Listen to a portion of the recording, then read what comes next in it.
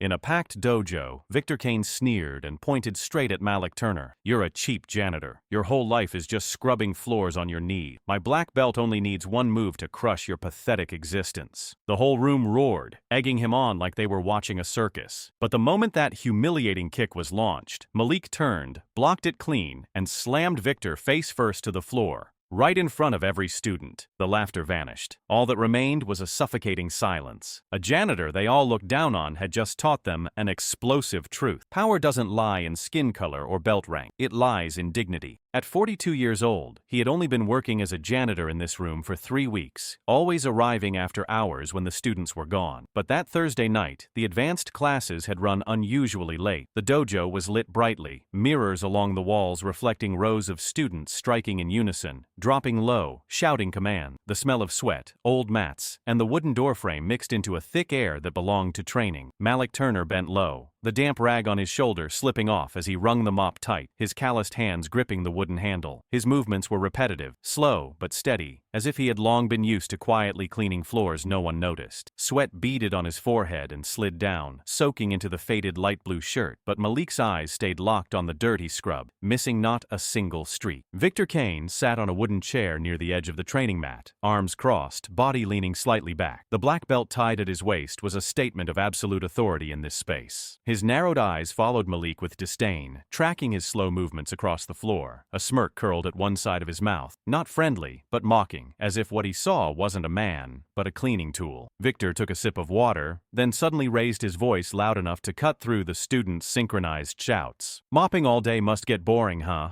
Want to try doing something actually useful?" His voice rang out, pulling nearly 20 pairs of eyes to turn all at once. There was a brief pause, then laughter broke out loud and full, like someone had just delivered a good punchline. Younger students chuckled, a few covered their mouths, and others clapped in amusement. Malik stopped, the mop halting directly under a beam of light on the mat. He raised his head, eyes sharp and restrained. No comeback, no quick excuse. Just a steady, hard stare aimed at the man in the chair, as if to say he heard it all, understood it all, but had no need to react in haste. The look was so unusual that a few students suddenly fell quiet, their smiles still on but no longer feeling natural. Victor, seeing that look, was even more pleased. He leaned forward, laughing louder, using his voice to overpower the silence beginning to spread. To him, Malik Turner was just a janitor, a black man stuck in the shadows of manual labor, not worth even a flicker of resistance. He wanted to turn that moment into entertainment for the students, to reinforce the black belt and the coach's chair as untouchable authority. The laughter spread wider, and the training chants paused. Malik stood upright, hand resting on the mop handle, chest rising with each breath. Under the harsh lights, his shadow stretched across the floor, merging with the circle of stairs locked onto him. No one knew what he would say. No one knew what he would do. But in that brief instant, the room seemed to shift. It was no longer just a janitor and a martial arts instructor. It was two opposing worlds, one man towering with pride above, and another looking down on from below. Malik's short silence only made Victor crave a reaction more, pushing him to take it a step further, fanning his contempt into open flames in front of every student. That was the beginning of everything. One scornful remark, one burst of laughter, one restrained look. The dojo was no longer just a space for practicing moves. It had become the stage for a confrontation no one saw coming. And Malik Turner, mop still in hand, had stepped into a moment that would change everything they thought they knew about him. Victor Kane slowly rose from his chair, the sound of his shoes thudding against the mat as he stepped down. The already tense air in the dojo was now torn by the deliberate way he moved. The younger students suddenly held their breath, lifting their eyes to follow him, some cracking smiles as if expecting a show to break out in the middle of training. Victor stopped a few steps from Malik Turner, chest puffed out,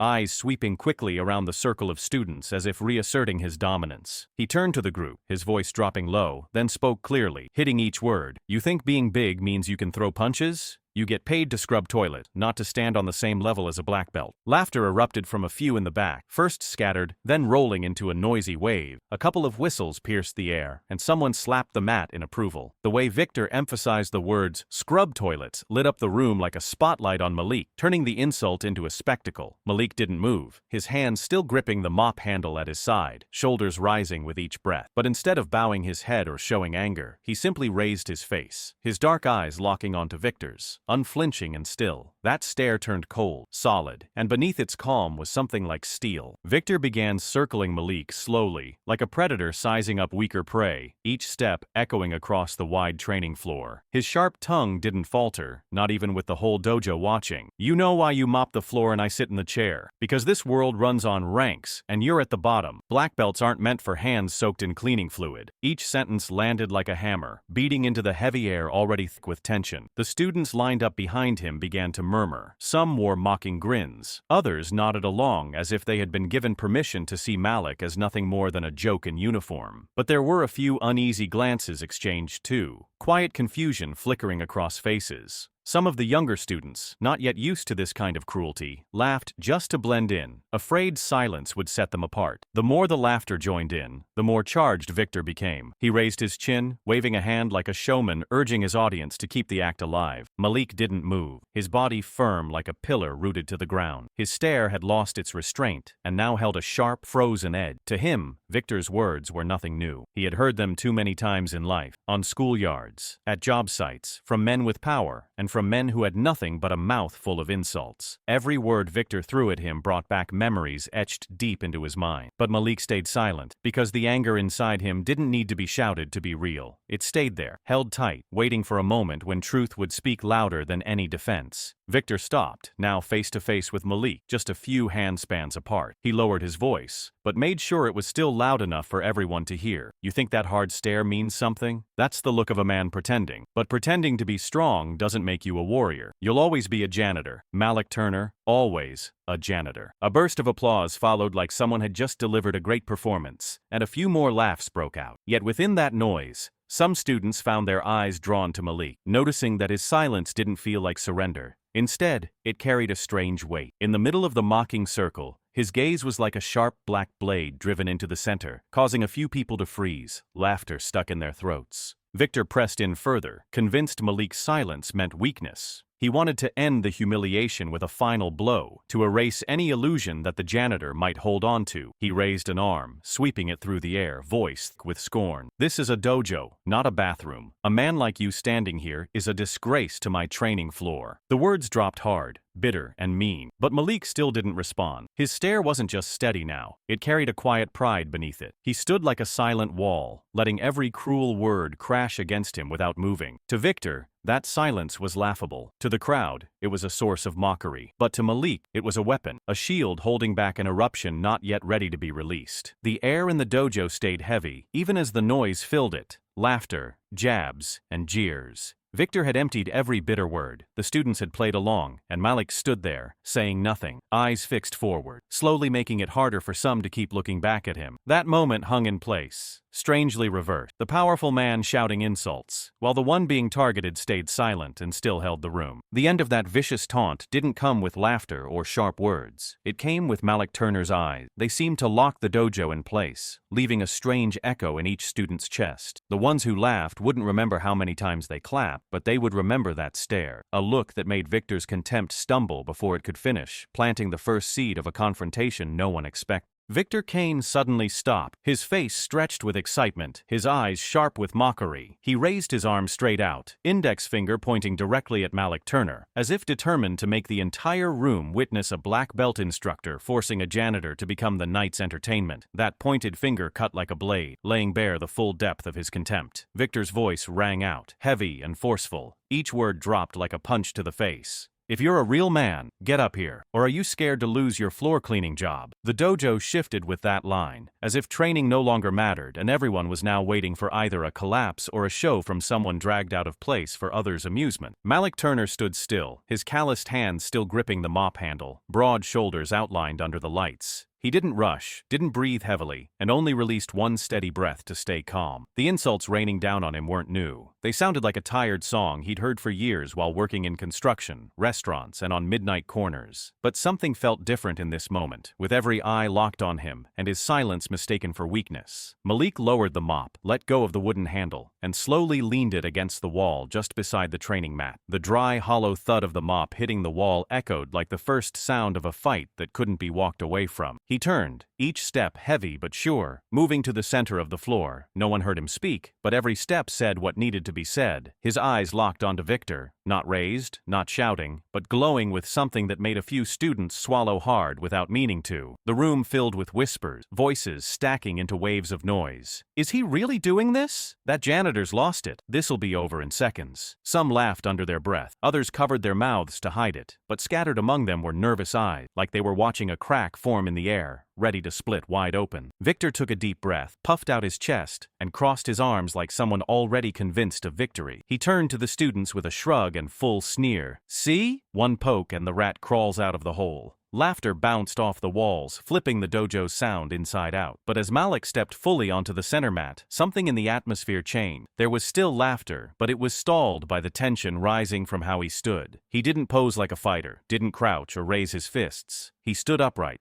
back straight, eyes on his opponent. That ordinary stance, strangely enough, made the challenge feel painfully public. A student in the back row blurted out, "He doesn't stand a chance." Another replied with a dry laugh. "That's the point. Watching the coach handle a janitor, that's something you remember for life." But between those voices came a quiet murmur, soft enough to reach only a few nearby ears. "Look at his eyes. He doesn't look scared at all." The murmurs spread, and this was no longer a disciplined training session. It had become a courtroom, where every glance and every mocking word was a verdict aimed at Malik. Victor stepped in closer, face just inches away, his voice lowered but still loud enough for the crowd. "You just dug your own hole, Turner. These students will remember this as the moment a janitor dared to challenge a black belt and got crushed right in front of them." He pressed down on the words, "got crushed," as if trying to break his opponent's will with nothing but language before the fight had even started. Malik held his gaze, lips sealed in a firm line. His silence only fed Victor's satisfaction, making him believe it was the silence of someone helpless. But for the students paying close attention, there was something else behind it. It wasn't the silence of defeat, it was the silence of someone holding back, preparing. The noise swelled, crashing in waves. The dojo was no longer a space for forms and synchronized strikes. It had turned into an open arena, with a janitor and a martial arts instructor standing at the center of a ring made of eyes. There was no need for a drumbeat or a command to begin. Everyone already understood that the fight had started the moment Victor pointed his finger and hurled that humiliating challenge. In that moment, the sharp laughter faded into a scattered sound, mixed with doubt, mockery, and anticipation. Some students clenched their fists, eager for the spectacle to come. Others stayed quiet, unwilling to admit they felt uneasy for the one being dismissed. But all were drawn into the public clash Victor had orchestrated, and Malik Turner, saying nothing, stepped into it with the calm of someone who knew he had nothing left to lose, except his dignity, which would not be trampled. Every stare, every whisper, every stray clap had turned this into a battlefield, and when Malik took that final step into the center, silence rushed in, cutting off the last bits of laughter. Everyone knew, from that second on, there was no turning back for either of them.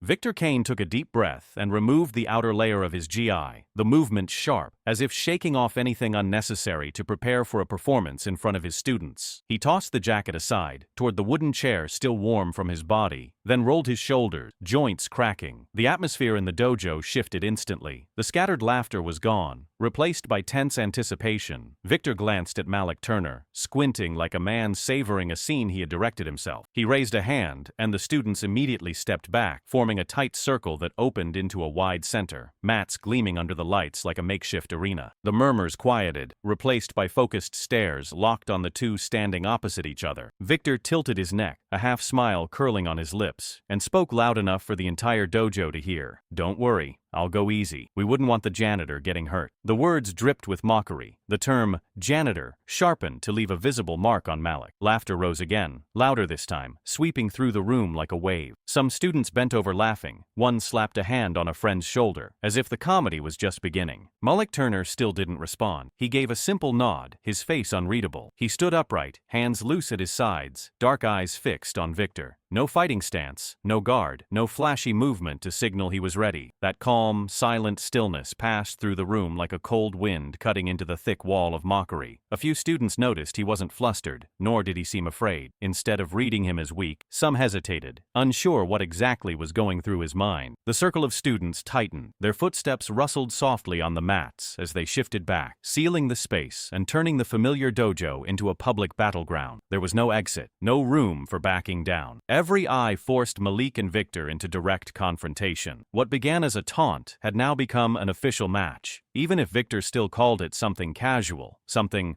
just for fun. But no one believed that anymore. Victor Kane stepped forward, his breathing steady but his face etched with pride. He lowered his body slightly, lifted his arms into a guard position, feet planted firmly, eyes locked on Malik like a predator eyeing prey. He wanted to prove to every student that the gap between a black belt and a janitor was untouchable. For him, this was a display of dominance, a place where ego and power would be confirmed with a quick, clean, easy win. Malik Turner didn't change his stance. He stood still, breathing evenly, eyes fixed on his opponent. Drops of sweat rolled down from his temple onto the mat, soaking into the old fibers. But they didn't make him flinch. He didn't need to defend himself with words, didn't need to wave his arms to prove anything. Everything in him was quiet, like a solid stone resting in the middle of a rushing stream. That calm to Victor was an insult. To the crowd, it was a mystery. And to Malik, it was the only thing keeping him grounded inside this circle of pressure. Whispers passed from one mouth to another. Someone murmured, "What's he waiting for?" Another said, "He's scared, just stalling for time." A third added with a mocking tone, "Give it a few more seconds, and he'll be flat on the mat." But between those jeers, few eyes stayed on Malik, watching him closely, uncertain, as if they could sense a different kind of energy around him. Victor Kane smiled, speaking again, this time with both mockery and threat in his voice. "Get ready, Turner. Show these students what happens when a janitor steps onto the mat." Laughter rose again, but beneath the noise, the tension only grew tighter, like a string pulled to its limit. Everyone was watching, locked on the narrow space between the two men, knowing that with just one move, one off breath, this so-called fun match would erupt into something much more. Malik Turner said nothing. He gave the smallest nod, his eyes steady. In that moment, the dojo fell completely silent, as if every sound had been cut off. Then Victor Kane lunged, launching the match he believed would be a casual show. But in that instant, everyone watching understood. The circle of students was no longer surrounding a joke. It was now the witness to a clash they would never forget. Victor Kane lowered his stance, feet slamming into the mat, muscles tightening as his whole body launched forward like an arrow released from a drawn bow. His face twisted with excitement, lips curled into a smug grin, eyes flaring with confidence. He knew every student was watching. He believed he would open the fight with a strike so decisive it would humiliate his opponent from the very first second, turning Malik Turner into a joke for the entire dojo. His first attack wasn't just meant to land, it was loaded with insult, packed into each step, each swing. Malik didn't move, arms relaxed, eyes tracking Victor's motion. In a flash, as Victor's punch shot forward, Malik turned his hips and slipped sideways, the shift clean and sharp like a bird gliding past a gust of wind. Victor's punch cut through empty air, his momentum faltering, balance tipping. The room held its breath, then burst into cheers. One student shouted with mockery, "He's running! Just a janitor after all." Laughter followed fast and loud, drowning out the sound of the missed strike slicing through the air. A few students even mimed scrubbing the floor, imitating Malik's mop motions before cracking up. Victor turned back, the mocking grin still there, though a flicker of frustration appeared in his eyes. To him, Malik dodging the first move meant nothing. It only made the show better. He thought the crowd would enjoy watching a janitor scramble to avoid blows, and the longer it went, the more humiliating it would be. Victor let out a booming laugh and barked, "Run, Turner! Keep running! I guess being good at mopping makes you good at dodging too." The room howled again, as if he had just delivered the perfect punchline. Malik still didn't strike back. He stood quietly, his deep eyes locked on Victor. There was no panic in that look, no trace of confusion. He leaned slightly forward, shoulders angled, eyes following every small movement of his opponent. He looked like he was measuring, calculating, waiting. That calm presence made Victor burn hotter, and it made some students hesitate in their laughter. Someone noticed the stillness in Malik's gaze. It was too steady, too seasoned, like someone used to storm, not a clumsy janitor dragged into a fight. Victor growled and lunged again, faster and harder this time, wanting to end the annoyance quickly. But Malik shifted again, dipping low and sliding just enough to avoid the strike, then returning to his spot, eyes still locked on target. Each time Victor missed, the crowd roared louder, their cheers mixing with jeers, as if watching a circus act instead of a real match. Someone clapped hard and yelled, "That's right, janitor just knows how to run. That's all." The noise climbed the walls, bounced off the ceiling, but in the middle of that storm, Malik Turner stood calm, like a stone in the middle of a raging stream. He let Victor unleash all his arrogance with every punch, letting the crowd shout freely. But with each breath, each sidestep, Malik began to see the gaps in Victor's form, noticed the impatience creeping in. Those deep eyes weren't just watching, they were memorizing, etching every detail into his mind. Every clean dodge wasn't hesitation. It was a quiet observer waiting for the right moment. The brief silence after after Victor's third missed strike made the air feel suffocating. A few students, still smiling, had flashes of doubt in their eyes. They started to notice something different. The stillness in Malik's stare, the calm way he moved, but Victor didn't see it. He only saw that the humiliation wasn't deep enough, that the laughter wasn't loud enough, and he wanted to shatter that calm with a decisive hit. Malik Turner lowered his head slightly, hands loose, eyes unblinking. He knew his patience was making Victor overconfident, and that confidence would open the exact space he needed. The crowd still laughed, but a vague tension had begun to seep into the cheers. Those closest to the circle noticed Malik wasn't flustered at all. He looked more like a skilled craftsman ready to strike at the most vulnerable spot. The match was still being called just for fun, but even in this humiliating opening, the tone had shifted. Victor's smug grin, the mocking laughter of the students, and Malik's steady gaze all clashed together in sharp contrast. One side loud, pleased, dismissive. The other is silent, steady, waiting. And within that contrast, anyone paying close attention could tell. This was no longer entertainment. This was the moment before a storm that no one in the room could stop.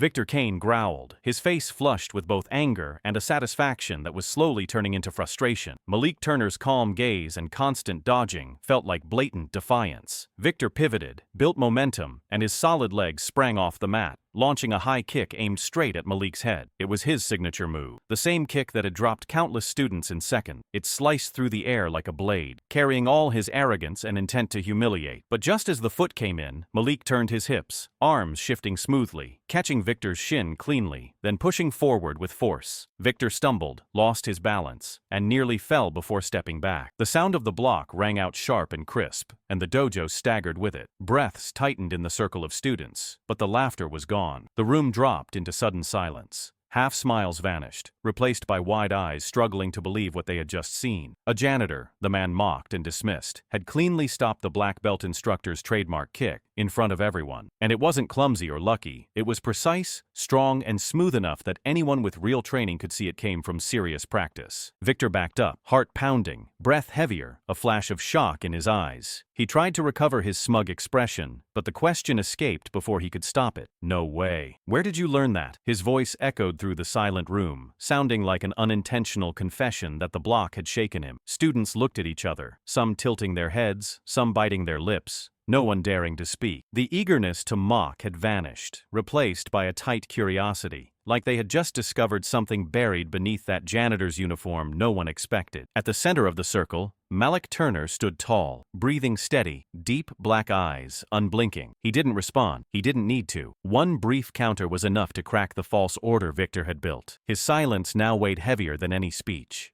And that very silence made Victor even more uneasy. In the corner of the room, a young student slipped a hand into his pocket, pulling out a phone and subtly lifting it to chest level. The screen lit up. The camera began recording what he sensed might become an unbelievable moment, something that could explode if seen outside this room. At first, there was only one, then two, then three phones rose quietly, extra eyes capturing every movement inside the circle. Victor was still caught in disbelief. He clenched his jaw, teeth grinding, flexing to hide the brief tremble in his frame. Malik Turner's first counter wasn't just a block and push, it was a warning, a reminder that the most overlooked man in the room might not be prey at all, but the predator, waiting for his moment. And that warning changed the atmosphere in the dojo, shifting it from mockery to breathless tension, where no eye could look away from the movements of the two men facing each other. For a moment, Victor Kane no longer saw himself as the one teaching a lowly janitor, but as someone pulled into a real fight. He took a deep breath, raised his hands into a guard position, his face stiff but trying to appear composed. The student stayed silent, almost hypnotized, while Malik Turner remained still, his gaze sharp as a blade, waiting for the next moment. And everyone knew the so-called just-for-fun match had just entered a completely different chapter.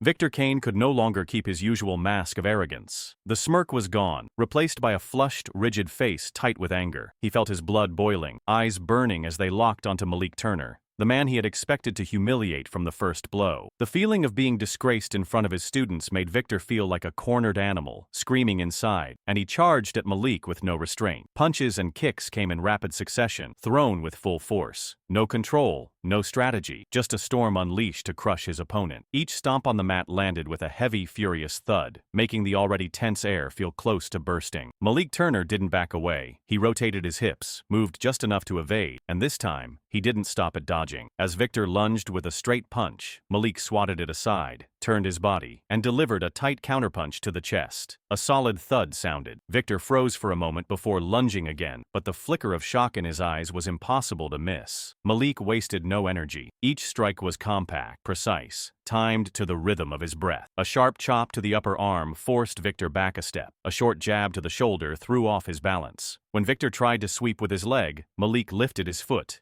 pivoted, and applied just enough force to knock him off center. Victor roared, voice shaking with rage, each word cutting out like a blade. "Who do you think you are? A black janitor trying to humiliate me?" His shout echoed off the four walls of the dojo, jarring the room. It was no longer a joke. It was a full admission that Victor had lost control. The crowd flinched. Eyes met across the circle, realizing that the outburst had exposed something that had always been hidden beneath the arrogance. Racial contempt and a bloated sense of power. Blind rage made Victor reckless. His attacks grew fiercer, but the precision of a black belt was gone. In contrast, Malik only became more focused. He didn't need flashy moves, just deflections, blocks, and timely counters. The sound of fists and forearms hitting flesh rang out with solid impact. Each time it landed, the circle of students jolted. The faces that once laughed were now pale. No one was laughing anymore. Some students stepped back, not to give space, but because they could feel the raw intensity pouring out from the center of the circle. The atmosphere shifted fast. The circle fell silent, broken only by Victor's gasping breaths and Malik's steady exhale. That contrast made everything feel tighter, heavier. Students saw sweat dripping from Victor's forehead, heard the rasp in his throat, and noticed the slight tremble in his hands each time he lunged and missed. They also saw Malik's eyes, sharp, alert, focused, like he was reading every move, every weakness in his opponent's unraveling. A few students instinctively stepped back, the circle widening to make room for the storm escalating at its center. They no longer saw this as something just for fun, and no longer viewed Malik as a joke. They were witnessing something they had never imagined. A janitor, the man they had laughed at, holding his ground against a black belt, even countering with precision and discipline that left the entire room silent. In the middle of that chaos, only one thing was clear. The more Victor lost control, the more terrifying Malik Turner became. And the violence unfolding was no longer entertainment. It was a fight every student knew would forever change how they saw both of these men. Victor Kane charged like an uncontrollable beast, breath ragged, eyes bloodshot with rage, his broad body trembling from the panic barely hidden beneath his flushed skin. He threw punch after punch, kick after kick, but each strike came apart, strength fading the more they missed. Malik Turner moved with the rhythm of his breath, never rushed, never retreating, rotating his hips, shifting his weight, deflecting each attack cleanly. He didn't need to do much, only enough to make Victor angrier, letting blind pride push him deeper into careless opening. Victor's heavy breathing echoed against the dojo walls, a sharp contrast to Malik's steady, quiet exhale, and that contrast made the tension in the room unbearable. Then came the moment everyone had either been waiting for or never wanted to see. Victor let out a roar and lunged forward with a punch thrown with all his might, his foot stomping hard into the mat for power, as if to crush the man in front of him. But that strike was his fatal mistake. In a split second, Malik dropped low, his solid arm wrapping around to lock Victor's, his hips twisting, his body driving forward in one swift motion that slammed Victor hard onto the mat. The sound rang out heavy and brutal, echoing through the room like a hammer blow. Students flinched, frozen in place. The floor trembled. The air felt torn in half. Then, silence swallowed the dojo whole. Victor lay sprawled out, breathing in broken gasps, his chest heaving from the violent impact. He tried to push himself up, hands pressing into the mat, but his fingers shook, his entire frame drained of strength. Each attempt to rise ended with his shoulders buckling, dropping him back down, his face burning not just from pain, but from humiliation. The students watched, not a single one laughing, no one clapping. The stillness was complete, as if the room had just witnessed a line being crossed, something no one believed could happen until it did. Within the student circle, phone screens still glowed. The cameras hadn't missed a second. Every movement, every breath, every fall was recorded. A young student, hand trembling as he held up his phone, whispered a single word into the silence, speechless. It wasn't loud, but it traveled. It sealed the moment, marking the end of a match everyone thought would be a joke. Malik Turner stood tall, breathing slow and steady, eyes lowered toward Victor, not with satisfaction, but with a cold calm. He knew that takedown didn't just drop a man, it dismantled an entire structure of arrogance that had stood inside this dojo. His eyes were deep, steady, needing no words, yet every student understood the message. Respect is the true foundation of martial arts, and those who treat others with contempt will eventually fall by by their own hand. Victor was still gasping for air, his hands clenching and releasing, eyes dazed as if he couldn't believe he had just been taken down in front of everyone. He had believed himself untouchable, convinced that the black belt was an impenetrable shield of authority. But now, on the cold mat, he was the one lying flat, while the janitor he had scorned stood tall, becoming an undeniable symbol. The circle of students stepped back again. No one wanted to look Victor in the eye anymore. Instead,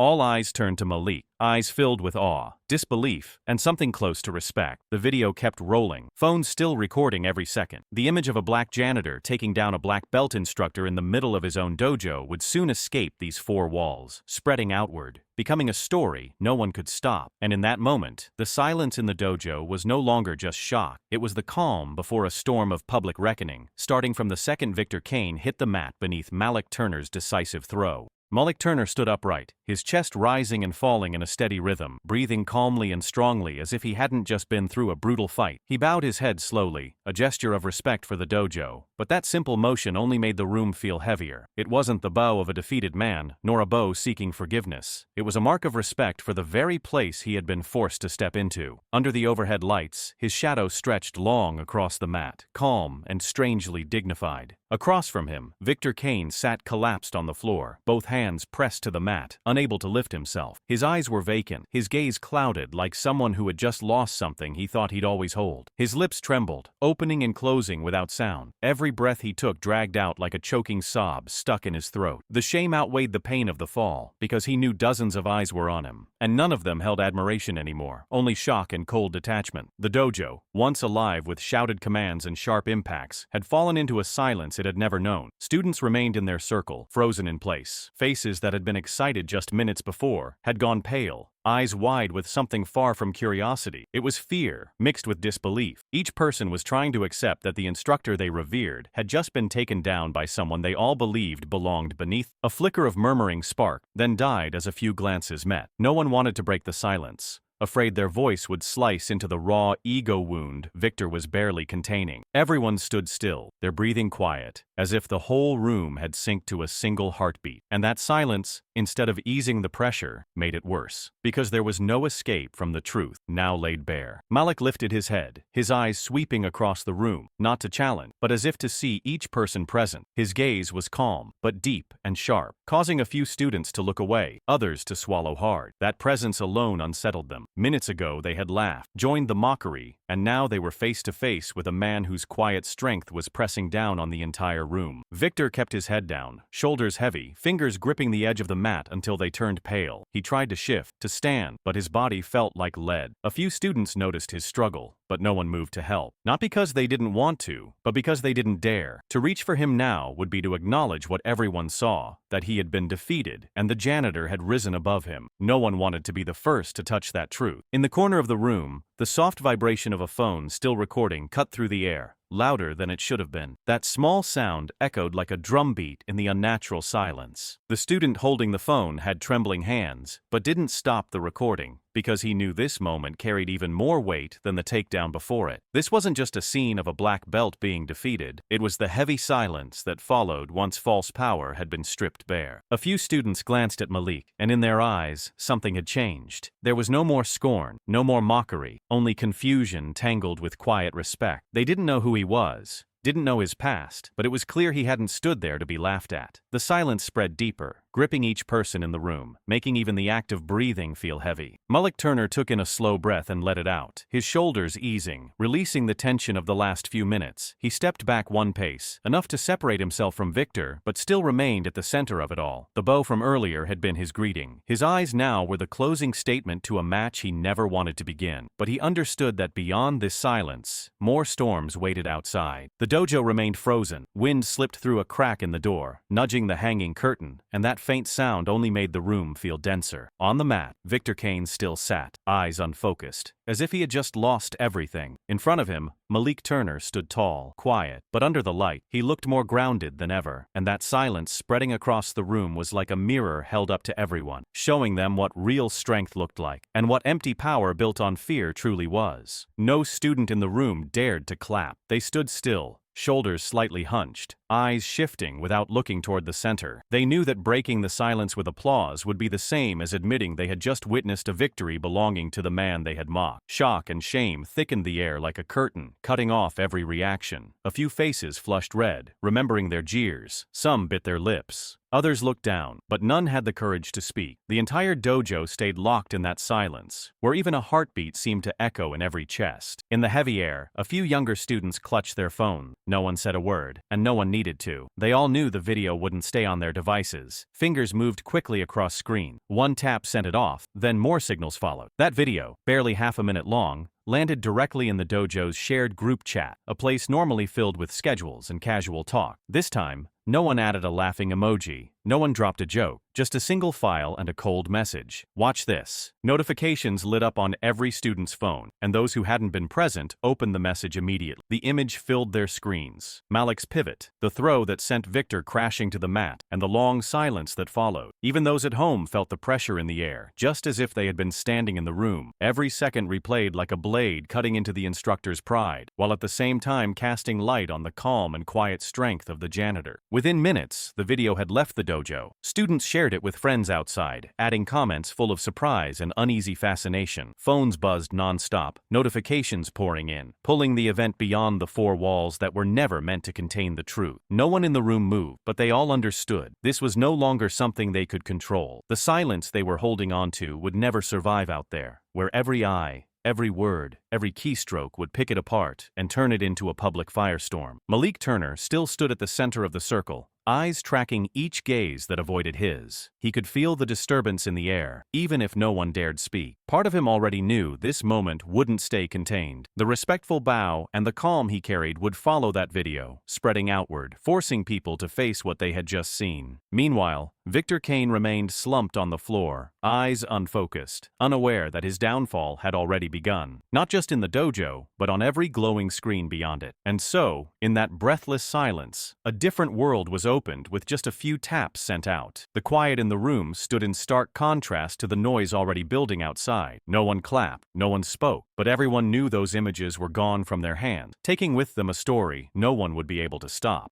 Within just a few hours of the video leaving the internal group chat, it began surfacing on Twitter and TikTok, two platforms quick to amplify shocking moments. One student posted it to their personal timeline with a short caption, "No commentary," but the view count skyrocketed. Malik Turner's throw and Victor Kane's hitting the mat became the focal point, played on repeat, frozen, analyzed in hundreds of comment threads. Viewers didn't know what led to the moment, but the image was too clear to ignore. The first hashtag to appear was "wrong target," which quickly turned into a trend. Within hours, it made Twitter's trending list. At the same time, on TikTok, the clip was re-uploaded in dozens of versions, some with music, others in slow motion, breaking down Malik's block and turn before throwing Victor. Another hashtag emerged, "Speechless Dojo," echoing the stunned reaction felt by the students in the room. Both phrases spread rapidly, carried across hundreds of thousands of comments, each one adding meaning and momentum to what was becoming a cultural flashpoint. Smaller news sites began picking it up. Online journalists, known for chasing viral stories, quickly reposted the clip, pairing it with provocative headlines like, "Who was the real martial artist in that room?" Shares spiked. Even those uninterested in martial arts were drawn in because this wasn't just about a fight. It represented a clash between two worlds, one standing for authority and overconfidence, the other for the overlooked worker who proved his strength when it mattered. On TikTok, the clip was sliced into short segments, each just a few seconds long, but enough to make an impact. People froze the moment Victor lunged, then cut to his collapse on the mat. Comments piled up, some mocking, some outraged, many expressing admiration for Malik Turner. Viewers wrote that the footage symbolized justice rising up at the exact moment it was needed, a silent figure finally seen. On Twitter, the debate turned fierce. Some called Malik a hero, while others questioned the ethics of a janitor flooring an instructor inside the dojo. Opinions clashed, splintering into endless subthreads. Some users broke down the throw frame by frame, pointing out that it wasn't something a novice could pull off. It was the refined technique of someone deeply trained. The more people argued, the more curiosity grew. Everyone wanted to know who Malik was. Media outlets began tracking the exploding hashtags, embedding them in news roundups. A few digital publications ran headlines claiming this wasn't just a dojo incident, but proof of the gap between those who feel entitled to disrespect and those expected to endure it. The conversation shifted from a fight to a broader question of dignity. whether a working-class person deserves to be humiliated in front of a group, and what happens when that person finally stands up. From the dojo, the story broke past the bounds of a viral clip and became a full-blown social issue. Meanwhile, Malik Turner had no idea how the video had exploded. He returned to his usual work, still cleaning as he did every other day, unaware that his image online had spun out of control. On Twitter, people kept sharing the clip along with comments like, "Respect doesn't depend on race or job title," or "They picked the wrong guy to humiliate." On TikTok, countless voiceovers, subtitled edits, and memes circulated, but they all shared one emotion: shock and disbelief. The spread was so fast that even people who had never heard of the dojo were discussing it. Online groups focused on labor rights and social justice began attaching the video to their conversation. They didn't care about the kick or the throw. They cared about how someone placed at the bottom still managed to force others to reassess their assumption. The less than 1-minute clip became a symbol of quiet but powerful resistance, and that meaning only made it spread faster. From the moment the student's phone was secretly recorded, the story broke out of the dojo's four walls. It no longer belonged to a small circle, but became a shared memory passing through millions of eyes. And now, with hashtags burning across platforms, that story officially became a public spotlight, demanding everyone's attention. By the end of the very first evening, the video had moved beyond small personal pages. The share count grew exponentially, and each repost came with the same question: who is this janitor? That question made the clip even more compelling, because nothing fuels a wildfire like public curiosity. The comments piled up beneath the post, some insisting it was proof of arrogance being taken down, others arguing the janitor couldn't just be an ordinary worker, he had to have a hidden past. The more people asked, the faster the clip spread, pulling in audiences well beyond martial arts circles and into communities with no prior connection at all. Curiosity turned into a full-blown search on social media. Online groups began gathering information, some asking around, others claiming to have seen Malik Turner somewhere before. Theories popped up non-stop. Some believed he used to be an amateur fighter, others guessed he was ex-military, and one comment even called him a hidden master forced to stay underground. That mystery only added fuel to the fire, because in the public eye, a janitor calmly throwing a black belt across the mat carried the weight of a modern legend. Meanwhile, the dojo where it all happened could no longer stay quiet. What was once familiar only to a small group of students now became a lightning rod for attention. Local journalists began reaching out, and reporters gathered in the neighborhood looking for answers. Headlines grew bolder. Who is the mysterious janitor in the dojo? And the wave of curiosity surged harder. Inside the dojo, students were split. Some felt proud to have witnessed the truth, while others were anxious that the reputation of the place they trained in was now being pulled into a storm of public scrutiny. Online, the opinions were anything but unified. A large group of viewers saw Malik as a hero, a symbol of justice, but many others criticized the idea that a janitor defeating a martial arts instructor was a disgrace to tradition. The debate spread rapidly, each side determined to prove its point, and the more heated the arguments became, the more people learned about the incident. The dojo, once just a training space, suddenly became the center of online attention, a battlefield of words with no sign of slowing down. Every new status, every re-edited video clip, every meme added fuel to the fire, turning the event into a full-blown phenomenon. Even people who had never stepped foot inside a dojo joined the conversation. Some mocked Victor Kane, others praised Malik Turner, and many simply repeated the question, who is he really? The noise didn't just pull Malik's identity into the light. It also turned the dojo into a symbol of a wider conflict about fairness, power, and respect. In just a few short days, what started as a hastily filmed clip had been turned by the internet into a blaze, burning away the calm of a place that used to be quiet. The dojo was no longer just home to forms and kicks. It had become ground zero for thousands of outside voices pouring in opinion, emotions, and outrage. The same questions echoed over and over, and amid the ongoing arguments, one thing became undeniable. The name Malik Turner had stepped out of obscurity and into the spotlight as the most talked-about figure of those days. Amid the rapid spread of the video clips, Victor Kane decided to break his silence. He opened his personal Facebook page, which had long been used to promote the dojo, post pictures of student achievements, and share martial arts quotes. This time, Victor wrote a short status. Just a friendly training session, don't blow it out of proportion. The words seemed mild, but the tone carried a denial, as if everything that happened had been just a staged exercise and the online community was overreacting. He hoped the explanation would cool things down, reframing the match as a misunderstanding and salvaging some of his already shaky reputation. But the backlash came faster than he expected. Beneath the post, comments flooded in. Not words of support, but direct criticism. Many asked pointed questions. If it was friendly, why did you insult him like that? One former student wrote, "You once called me worthless in front of the whole class, and that was supposed to be fun too." This isn't new. That comment gained thousands of likes, triggering a wave of responses from others who confirmed they had similar experiences. Victor's post quickly became a hub for public accusation. Some recalled being forced to kneel during class over small mistakes, and others shared stories of discrimination based on looks or background. These stories, once whispered privately, now appeared openly under a post viewed by tens of thousands. Each comment was another blow to the strict, honorable image Victor had tried so hard to maintain. Not only former students but complete strangers expressed outrage. They watched the video, compared it to the phrase, "just a friendly training session," and saw the glaring contradiction. One user wrote,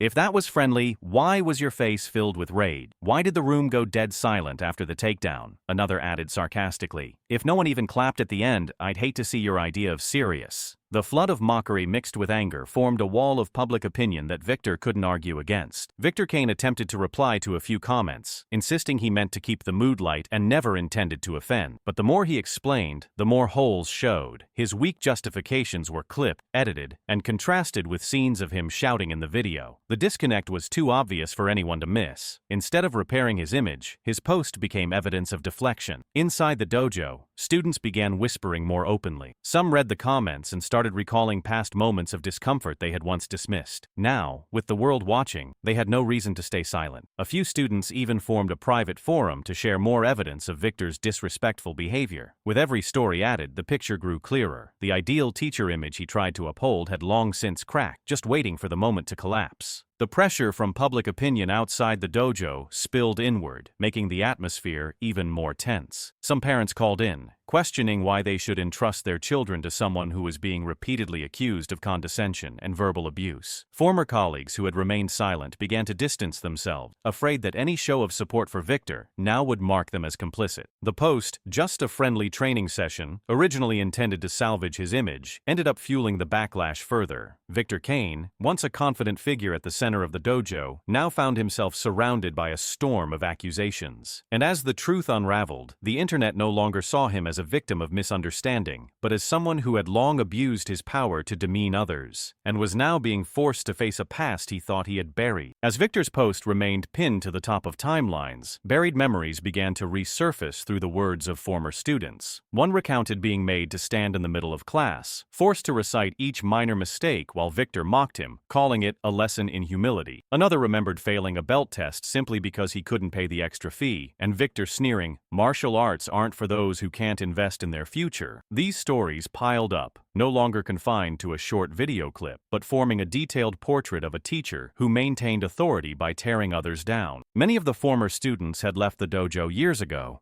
but this event stirred something in them. Some admitted they had stayed silent before out of fear of being ridiculed further, others because they thought it wasn't worth speaking up. But as the video spread and public scrutiny erupted, they realized that silence had only enabled the abuse. The flood of testimonies poured in like water breaking through a dam, unstoppable. Each account added another piece to the full picture, proving that Malik's takedown wasn't an isolated event, but a fitting conclusion to a long line of misconduct. The appearance of direct witnesses made Victor's defense sound even more hollow. The phrase, "just a friendly training session," was now being dismantled by the bitter memories of numerous students. Beneath each comment were hundreds of likes and angry reactions. Even some who had previously defended him began to withdraw, unable to argue against first-hand experiences so vividly told. Screenshots of these stories circulated widely, shared like a public dossier, each page filled with personal recollections, intensifying the storm of public outrage. Victor still clung to his initial explanation, but that rigidity did nothing to help. Those who once admired him felt betrayed, while outsiders clearly saw the gap between reality and his defense. They asked, if it was all just a joke, why are so many people carrying emotional scars to this day? What was meant to be a soothing statement now stood as evidence of dishonesty, because it dismissed the painful experiences so many were now struggling to recount. Victor's Facebook post quickly became the target of widespread mockery. The online community took the word "friendly" and plastered it onto sarcastic images. From the moment he hit the mat to the stunned faces of students in the video, each image, each caption, cut deeper into the pretense, What was meant to shield him became fuel for the fire, igniting even more backlash. In the eyes of the public, Victor Kane was no longer a misunderstood teacher, but a symbol of shameless excuse-making, someone trying to bury an undeniable truth under hollow words. The collapse of his reputation happened so fast that even Victor couldn't fully grasp it. The years he spent in a position of authority, greeted with reverence each time he entered the dojo, vanished in just a few short days. Every attempt to justify himself now echoed like an empty voice in a room that had already been abandoned, and as the wave of outrage kept spreading, no one believed a word he wrote. Everyone agreed this was blatant deception, a desperate attempt to salvage a dignity that had already shattered the moment that takedown occurred.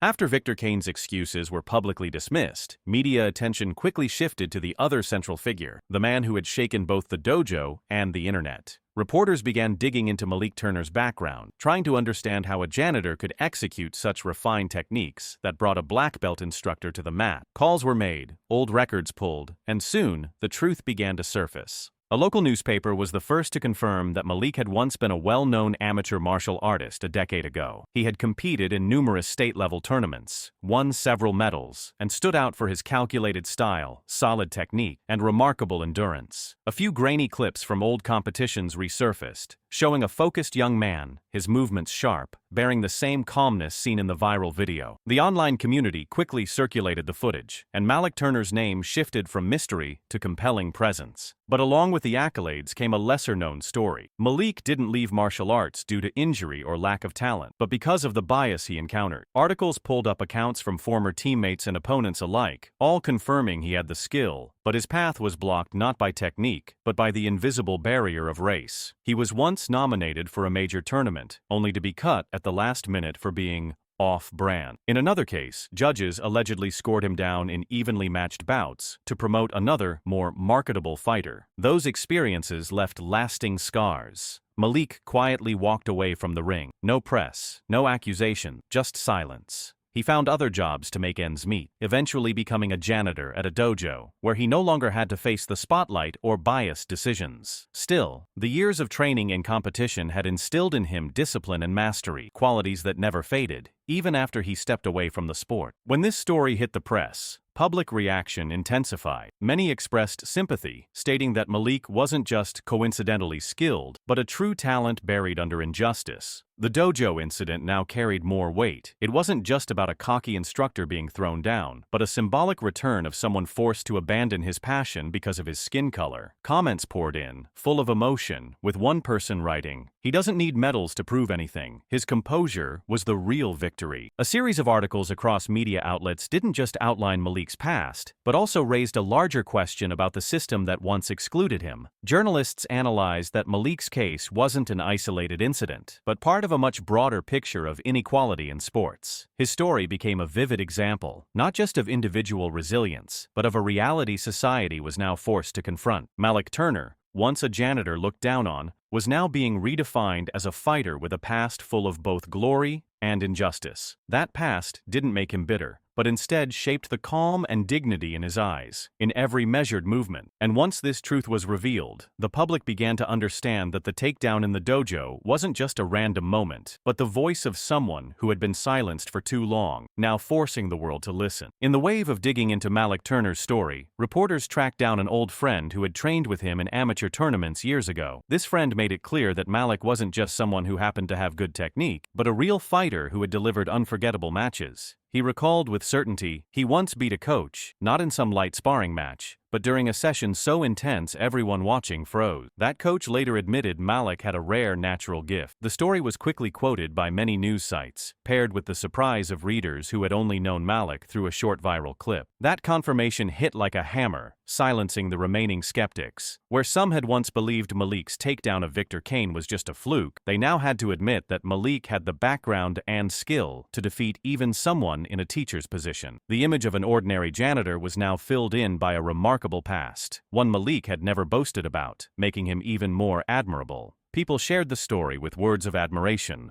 one post reading, "True talent can't stay buried forever," One day, it shines like a spotlight. The wave of sympathy started shifting into open admiration. On forums, old photos of Malik were dug up and paired with his image in the video. The calm in his current expression was compared to the focused intensity of his younger self, and everyone saw the same thing: a man who had always carried discipline and dignity in every move. The friend's testimony added weight to the narrative because it came from memory, not rumor. Social media commentary also changed tone. Where there was once division, now there was praise. "He's the definition of patience and strength," one person wrote. "I don't care who he used to be. What matters is a janitor who was disrespected stood up and proved the truth," said another. The public now saw Malik differently. They didn't just see a moment of victory, they saw a buried journey rising to the surface. Many sports commentators joined the discussion, breaking down the techniques Malik had used in the past. They stated that only someone with serious training could have handled Victor's kick so cleanly, then countered with such precise movement. The confirmation from his old friend made these analyses even more convincing, and the martial arts community as a whole had to admit that Malik was not an outsider. From initial contempt, public opinion shifted completely. Malik Turner was no longer an unfamiliar name in the shadows. He became a symbol for those cast aside by prejudice, but who still carried an undying flame within. The public admired him not only for his skill, but for his humility and resilience, so that when the spotlight finally turned his way, he stood tall and calm, just as he always had. And at this moment, the respect for Malik went far beyond a viral video, becoming a source of inspiration for thousands who were watching. After the public outcry erupted and accusations flooded social media, the dojo's management board could no longer stay silent. An emergency meeting was called within the week, attended by all board members, a few parent representatives, and several senior instructors who had long been part of the dojo. The normally quiet meeting room was tense like a courtroom, as every eye was fixed on the empty chair where Victor Kane was supposed to sit. Though he was absent, his name weighed heavily in every word spoken and every glance exchanged, as everyone knew the dojo's reputation was now under serious threat. The meeting began with a replay of the video that had shaken the entire online community. No one spoke during the opening second. Only the flicker of the footage on the screen and the sound of tense breathing filled the enclosed space. Those who hadn't seen it live were stunned to witness Malik Turner throwing Victor to the ground, followed by the eerie silence from the surrounding students. The scene cut deep into the pride of the board, as it wasn't just the downfall of one individual, but a stain that could ruin the credibility of the entire dojo. After the screening, the atmosphere grew heavier when students were invited to speak. Some who had remained silent until now suddenly recounted in detail how Victor had repeatedly mocked janitorial staff of color using degrading language, sometimes in front of large groups. One student admitted that first they thought it was just a joke, but looking back at the faces of those being insulted, they now felt guilt and regret. These accusations were clear and consistent, leaving no room for the board to dismiss them as misunderstandings or exaggeration. The more stories were told, the clearer the picture became. A parent stood up and said their son had come home upset, sharing that the coach had made a racially charged comment when he accidentally dropped a training tool. At the time, the family brushed it off as a minor issue, but now, connecting it to everything unfolding, they realized their child wasn't an isolated case. The silence in the room shifted, from stunned disbelief to a shared understanding that the truth was undeniable. A senior instructor who had worked alongside Victor for years finally spoke, his voice low and heavy. He recalled warning Victor many times to rein in his arrogance, to not let it overstep the line of discipline, but those words were never heeded. Now, with the public backlash swelling, the silence that once shielded him could no longer be sustained. Former colleagues who had once defended Victor sat quietly, heads bowed, knowing that staying silent now meant being complicit in his misconduct. The meeting dragged on for hours, growing more tense by the minute. The board was forced to consider suspending Victor, not just to protect the dojo's reputation, but to restore the trust of students and parents. Some members candidly argued that this was the only chance to prove that martial arts do not tolerate contempt or abuse of power. The tapping of pens and rustling of documents echoed around the room, signaling that a serious decision was about to be made. When the meeting ended, no one was smiling. The dojo, once a place to cultivate technique and spirit, had become the center of a heavy internal investigation. Accusations had been recorded, evidence was in hand, and Victor Kane's future now hung in the balance of justice. Everyone understood that after this meeting, the dojo could never return to what it was, because the truth had been exposed and the entire community was watching every next move. As the meeting reached its most intense phase, the board decided to play the full video in front of the members, parents, and instructors present. The screen lit up, showing every detail. Victor Kane charging in with a furious expression, Malik Turner turning to block, then executing a clean throw, followed by the stillness of the entire dojo. No one in the room could look away. The footage was too clear, untouched, and unedited. The heavy fall, the stunned eyes of the students, and Malik's composure all lay bare the truth that left no room for excuses. During the video, the room remained silent, not a single cough or scrape of a chair. Those who had wanted to believe Victor was misunderstood now lowered their heads as the images spoke for themselves. Some board members sat up straight, faces tense, while parents exchanged glances, their concern evident. Everyone knew that if this clip had already gone public, denial within the dojo would only deepen the loss of trust. When the screen went dark, the silence that followed felt like a verdict just delivered. The board chairman stood up, his voice slow but firm. He reminded everyone that the dojo's purpose was to train martial virtue and character, and that the image of one instructor could not be allowed to destroy that foundation. He looked around the room and stressed that Victor's behavior, from his demeaning language to his excessive aggression, no longer aligned with the role he held. Other members also spoke up, agreeing that this incident not only damaged Victor's personal image, but also cast a shadow over the dojo's entire reputation. Discussion rose, not in a heated debate, but as a growing consensus. Many emphasized that this could not be brushed aside like past incidents, where a few apologies had closed the matter. This time, with public scrutiny and undeniable evidence, the decision needed to be a warning, not just to restore student trust, but to affirm that the dojo would not tolerate conduct that violated the spirit of martial arts. Finally, after brief deliberation, the board unanimously agreed to suspend Victor Kane from all teaching activity. The official document was signed on the spot, each signature marking a rare moment of unity. The announcement was read aloud in the room, the chair's resolute tone like a gavel falling, closing one chapter and beginning another. The long-standing tension seemed to lift slightly, but in its place remained a void filled with unanswered questions about what lay ahead. For many students, it was an unforgettable moment. They knew they had just witnessed a historic shift in the dojo, where someone who once held absolute power was now forced to step down because the truth could no longer be hidden. For the parents, this decision was a reassuring sign, proof that the leadership had chosen to listen and act in time. And to the outside public, the news of Victor's suspension was as good as an admission that what appeared in the video could not be denied. As everyone left the meeting room, no one spoke of victory or defeat anymore. Instead, their thoughts quietly turned to Malik Turner, the man who had exposed cracks that had long been concealed. The suspension of Victor was only the first step, but it marked the beginning of a new chapter, one where fairness and respect would finally return to their right place within the dojo.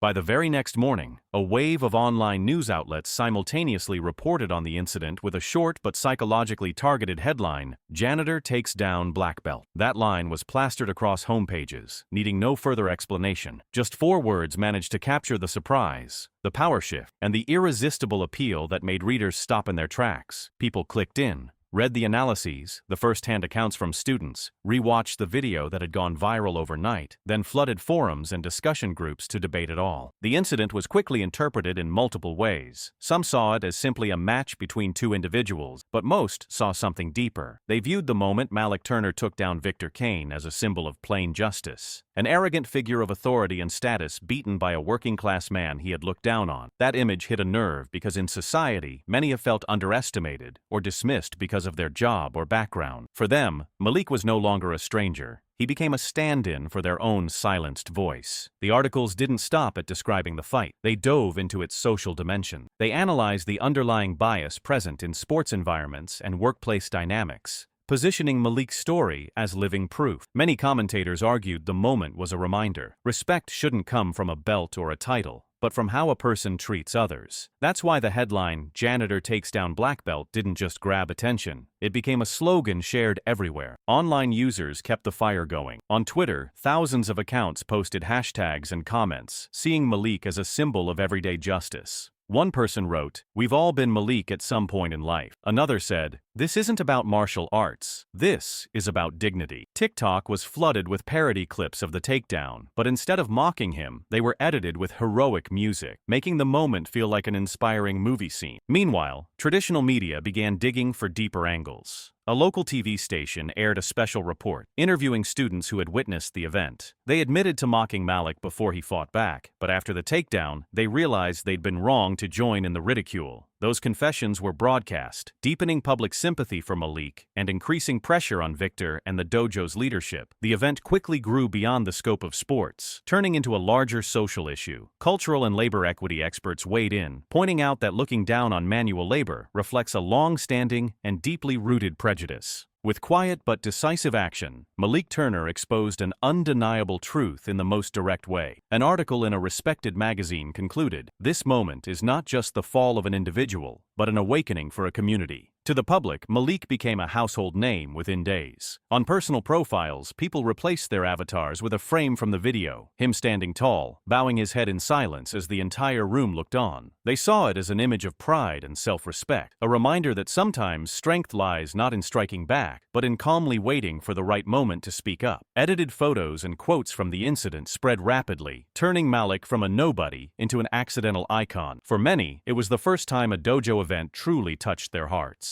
They talked about it in cafes, in classrooms, and at work. Stories of fairness, dignity, and the importance of never underestimating anyone became hot topics. Some compared Malik to a quiet form of justice, overlooked for so long, but rising when needed to turn the tide. Within that wave of discussion, Victor Kane became the focus of heavy criticism. People no longer remembered him as a martial arts master. His name now came with the image of the fall and the look of panic. Memes mocked him with captions like "wrong target" next to the frame of his takedown. His earlier justifications were dragged back into the spotlight and ridiculed in the face of harsh reality. If Malik was honored as a symbol of justice, then Victor became a vivid example of arrogance and bias leading to defeat. Each wave of comments, articles, and viral clips turned this incident into a landmark. People stopped talking merely about martial arts technique and started talking about attitude and character. And in that picture, Malik Turner emerged as a reminder that justice sometimes arrives in the simplest form. From a janitor many had mocked, who in the end made society reflect on itself. When the public judged, they weren't just judging Victor, they were also questioning their own behavior toward the people around them. The story grew beyond the mat, becoming a social mirror reflecting the truth that prejudice always exists, but can be brought down by integrity and human dignity. In that ripple effect, Malik Turner wasn't cast as a winner of a fight, but as a symbol of the respect and fairness everyone longs to see in everyday life. After the first wave of media coverage and online uproar, the fallout hit the dojo where Victor Kane had served as head coach. The situation didn't stop at comments or debates. It turned into real consequences as students and parents began pulling out one by one. The attendance list, once long and unwieldy at every training session, began to shrink. The waiting benches outside were no longer crowded, replaced by a sparse, heavy atmosphere. Those who once treated the dojo as a second home started to reconsider, unwilling to have their children train in a place now overshadowed by scandal and bias. One parent openly submitted a withdrawal letter for their child, clearly stating the reason as a loss of trust in the moral values the dojo had once claimed to uphold. Another called the management director, saying they couldn't allow their child to breathe the same air in a place where a janitor had been mocked. Day by day, the number of students visibly declined, forcing the management to cancel classes. The dojo, once alive with shouted commands and stomping footsteps, sank into silence. The cold emptiness of the mats, a stark reminder of how far-reaching the consequences of one wrong act could be. At the same time, Victor Kane faced rejection not only within the dojo but across the wider martial arts community. Colleagues who once shook his hand and called him a friend now kept their distance. Many instructors, eager to protect their own reputations, publicly stated their disapproval of Victor's behavior. Some local martial arts associations released press statements declaring that his acts of humiliation and aggression ran counter to the spirit of martial ethics. Invitations to teach, appearances at seminars, once routine for Victor, were quietly withdrawn. The isolation happened so quickly that Victor could barely react. One day, he was a familiar figure in industry gathering. The next, no one mentioned his name. Senior martial artists, the same ones who once shared dinner tables with him, now offered only cold nods in passing and walked away. In professional groups, his name no longer came with respect, but with sighs and warnings to steer clear. This was not just a career loss. It struck at the pride of someone who had built a life on reputation. The dojo itself suffered lasting damage. Operating costs grew heavier as student revenue dropped. The management held emergency meetings, discussing reform, rebranding, and even a complete overhaul of the teaching staff to rebuild trust. But no matter what solutions they proposed, the image of that takedown in the viral video remained, a stain on the page that couldn't be scrubbed clean. People didn't talk about the dojo for its achievements or legacy, but for the disgrace now tied to Victor Kane.